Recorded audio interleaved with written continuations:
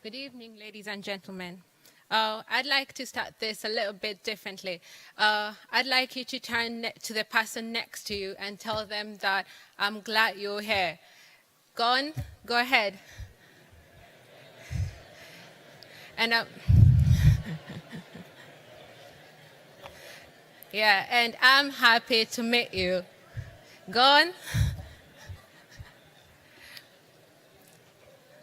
All right.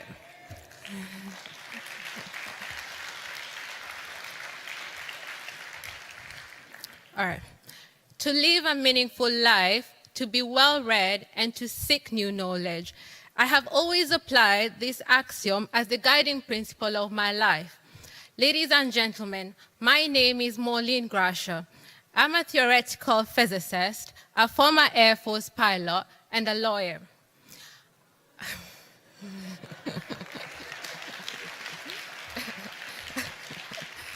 Thank you. I was born in Netanya, Israel, but I consider myself a global citizen. My mother is originally from the Tigray region in Ethiopia, and my father from Oymyakon in Russia. Having spent a good portion of my life in the military back in Israel, in 2012, I decided to trace my roots. I took a journey to Ethiopia. There is no doubt that Ethiopia is one of the African countries facing the most serious problems with environmental degradation. In the Tigray region alone, the environmental degradation is so severe that the very existence of my family is threatened. To be quite honest, before I embarked on my self-discovery journey, I was quite oblivious and not really concerned with environmental degradation matters. I had not been converted. But as I stand here before you today, I have come to a new starting point, to be part of a community that believes in the implementation of the Sustainable Development Goals, offers continuous analysis on environmental conservation and sustainability, and most importantly, that appreciates the role of young people as drivers of change. I passionately believe that the GLF is central to influencing the social culture in which decision-making and implementation processes occur. In 2016, we set a goal to bring 1 billion people into this conversation by 2030. Quite an ambitious goal, really. Someone once said, aim for the moon so that if you don't get there, you will fall among the stars. Ladies and gentlemen, we aim for the moon. And we are still confident that we will achieve it. And even if we do not, we will soldier on. I'm glad to report that we have made progress. We are on our way to achieving this ambitious goal. I stand here as an outlier. I was brought into the Youth in Landscapes agenda after a 4-hour discussion at Hamad International Airport with a young gentleman from the Philippines. The rest, as they say, is really history.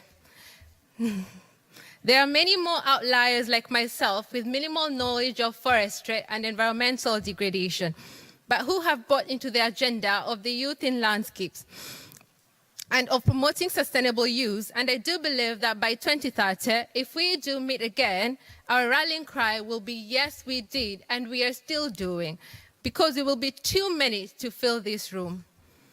Just like many of you, I have had the privilege to visit different pavilions and sessions at this year's GLF. And what stood out for me is meeting young people full of life and oozing knowledge. I met a young man who is pursuing his undergraduate degree in forestry and is interning with an organization represented here.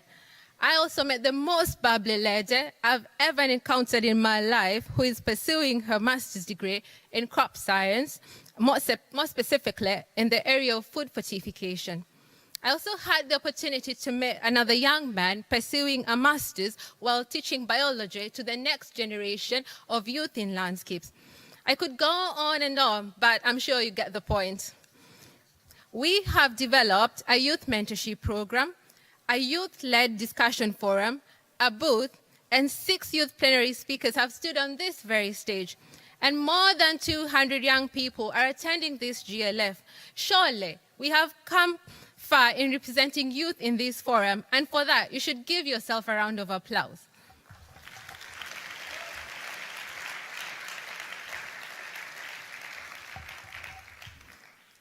Even as we pat ourselves on the back for having come this far, let us not forget that that is just by a small drop in the ocean, and we still have quite a bit of work to do.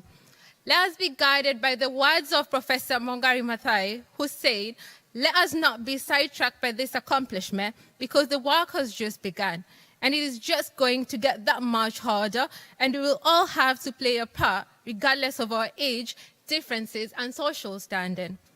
Yes, we have done well, but the conversation of inclusivity does not end here. These young people have a lot to offer in skills and energy, and the next level is to include them in decision-making and implementation processes.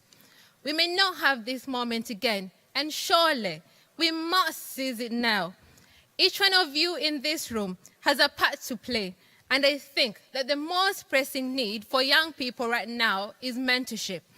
The time is now, the place is here, and we will never have a better opportunity than we have right now. I challenge all our partners and every single person in this room today to make that offer to young people. If we can get it right, and I mean really get it right, surely the future of global landscapes will be green and luscious. As I conclude, you will remember that I started out as an outlier. The Youth in Landscapes Initiative and the GLF has transcended sectoral and generational barriers by providing the space for outliers to become leaders in the conversation that is so critical to our survival. On behalf of young people, I challenge you to mentor us and let us be a part of the decision-making processes that will take the Global Landscapes Forum to new heights. At the end of the day, when it is all said and done, surely the future must be green. Thank you.